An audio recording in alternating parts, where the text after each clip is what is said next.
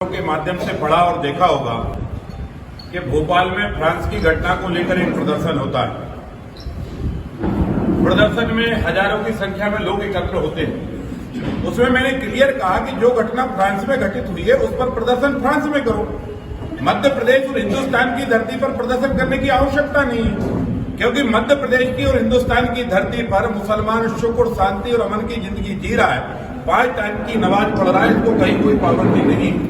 पाबंदी है तो वहां जाओ।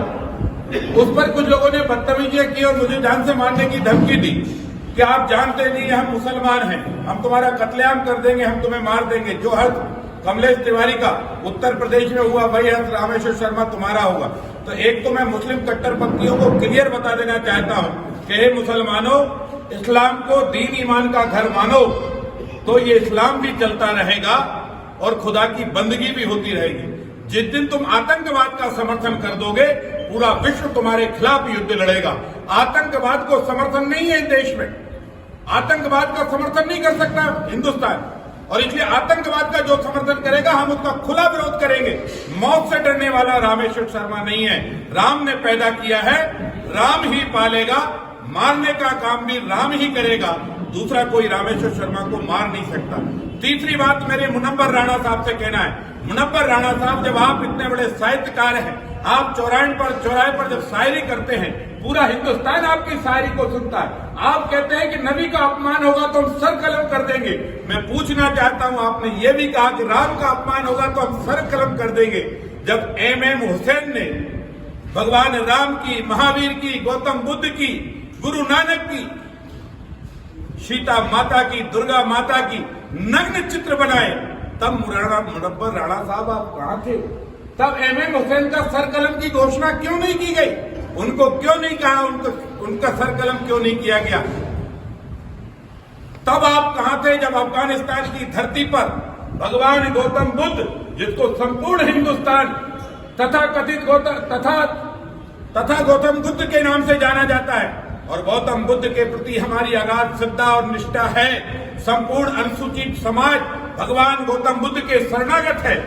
वहां के आतंकवादियों ने, तथाकथित कट्टरपंथी मुसलमानों ने भगवान गौतम बुद्ध की प्रतिमा को बम से उड़ा दिया गया, महावीर जी की प्रतिमा को बम से उड़ा दिया गया, पशुपतिनाथ की प्रतिमाओं से बम से उड़ा दिया गया। अरे आतंकवाद के दो सुर नहीं होते मुनव्वर राणा साहब। या तो आतंकवाद की खुली पैरवी करो या आतंकवाद के खिलाफ ताल ठोको। अगर आतंकवाद के खिलाफ ताल ठोकोगे तो रामेश्वर शर्मा का समर्थन मिलेगा, हिंदुस्तान के हर नागरिक का समर्थन मिलेगा। आतंकवाद के समर्थन में आओगे तो मुनव्वर राणा साहब, आपकी शायरी पर कहीं न कहीं प्रश्न चिन्ह लगेगा। और इसलिए मैं कहना चाहता हूं कि फ्रांस के संदर्भ में जिनने भी प्रदर्शन करना है वो फ्रांस में करें। मध्य प्रदेश में करेंगे तो कानून के शिक्षों के अंदर जाएंगे, जेल भुगतनी पड़ेगी, कानूनी कार्रवाई होगी। मुझे सैकड़ों लोगों ने जान से मारने की धमकी दी है। मैं डरने वाला नहीं हूं, मैं हिंदुस्तान की बात करता रहूंगा। मैं ये कहता रहूंगा, आतंकवाद के खिलाफ जंग जारी रहेगी। आतंकवाद के खिलाफ आज दुनिया के तमाम देश लड़ाई लड़ रहे हैं। भारत के प्रधानमंत्री जी ने भी आतंकवाद के खिलाफ जंग में अपने सहयोग करने के लिए फ्रांस को कहा है। जो आतंकवाद की घटनाओं का समर्थन करेगा, हम उसका पूरा जोर विरोध करेंगे। उसके परिणाम में अगर हमें मरना भी पड़ा तो हम मरने के लिए तैयार है, पर सेना का सम्मान नहीं बिकने देंगे, हिंदुस्तान पर आंच नहीं आने देंगे, राम को बदनाम नहीं होने देंगे, सीता माता की नग्न चित्र नहीं बनने देंगे, तिरंगा को नहीं उठाने वाले हाथों के वक्तव्य नहीं होने देंगे। तिरंगे का सम्मान करना पड़ेगा, भारत माता का सम्मान करना पड़ेगा, राम कृष्ण गंगा और गीता माता को पूजना पड़ेगा।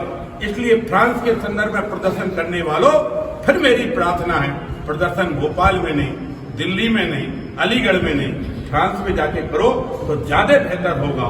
ये मेरी आपके माध्यम से उनको निवेदन भी है, चेतावनी भी है, और ये भी आग्रह है कि सोच समझकर ही अब हिंदुस्तान है।